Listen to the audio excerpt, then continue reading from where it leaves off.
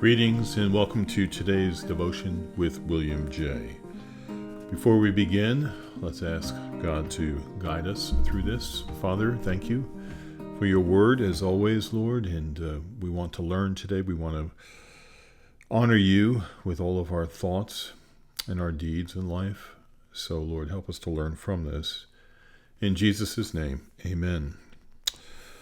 We're going to be in Jeremiah chapter 3, verse 14, and this was interesting because, as I have mentioned before, William J., at the time of his writing, what they had was the King James Version.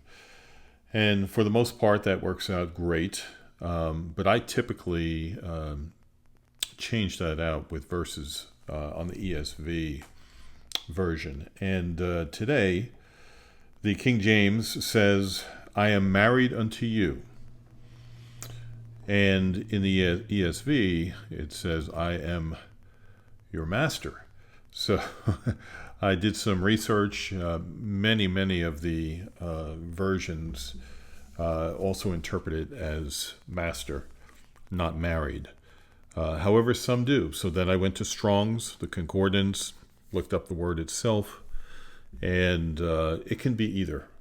And in the context of how the Lord is speaking through Jeremiah to his people, it would seem to me that married is more appropriate for the context. The other thing is, of course, we know from the New Testament, it is explicit that God's people are his bride, and he is the bridegroom. So there again, the idea of being married. So I'm going to go with the King James Version again today. Thank you, William J. And the verse says, I am married unto you. Jeremiah 3:14. William J. writes, marriage is the nearest and most intimate of all human relations.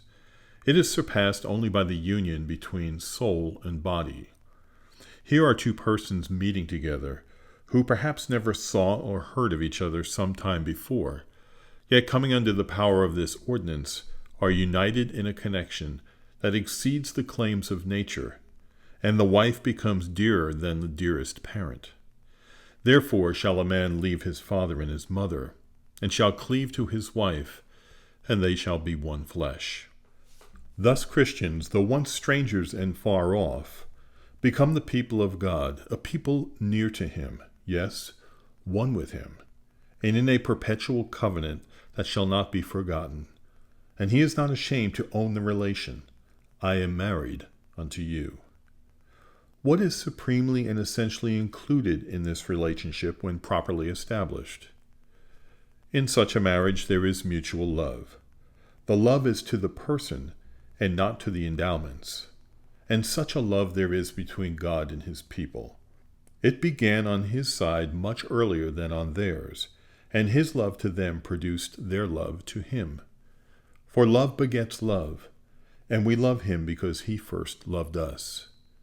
Yet the love is mutual, and he says, I love them that love me. The same may be said of mutual choice.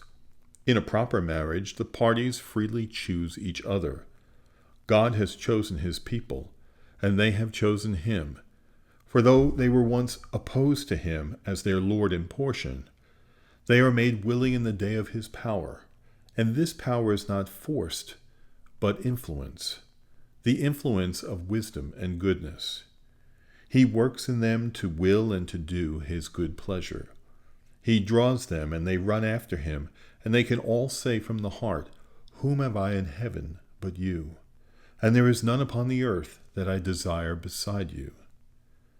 In this relationship, there is also confidence and communication. Where this is wanting, the spirit of it is material injured, and the relation is very defectively maintained.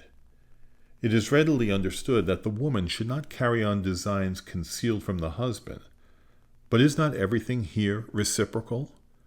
And is he justified in treating her poorly by holding back things and with silence?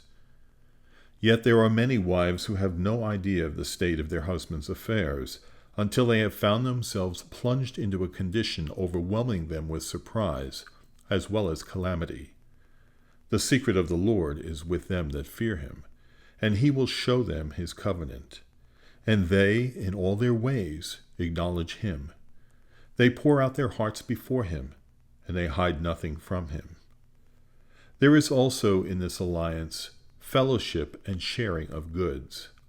However poor a wife was before, she is now raised to a participation of the husband's rank and affluence, and however free and independent he was before, the husband now shares in all the condition of the wife. And thus the believer dedicates himself to God with all he is and all he has. He feels that God's causes are his own. He deplores its reproaches and rejoices in its success. And God gives himself with all he is and has to the believer. In all the believer's afflictions he is afflicted, and he that touches him touches the apple of his eye. Finally, there is contentment and delight. As the bridegroom rejoices over the bride, so shall your God rejoice over you. He will rejoice over you with joy. He will rest in his love. He will rejoice over you with singing. How magnificent this is, and yet how true. And how blessed are the people who are in such a situation. Are you in this happy and glorious condition? All hail. Your Maker is your husband. There was joy in the presence of the angels of God the hour you gave your consent to the proposals of the gospel. Are you willing to be united to him? His ministers invite and woo you. Come, for all things are now ready. Do not resemble Israel, who would have none of him, and were so given up to their own heart's lust. Behold, now is the accepted time. Now is the day of salvation. What a fantastic and mysterious description we have the bride and the bridegroom, much more explicitly talked about in the New Testament. But it's something we should meditate on and think about more, because I don't know about you, but I tend to think God is there and I am here.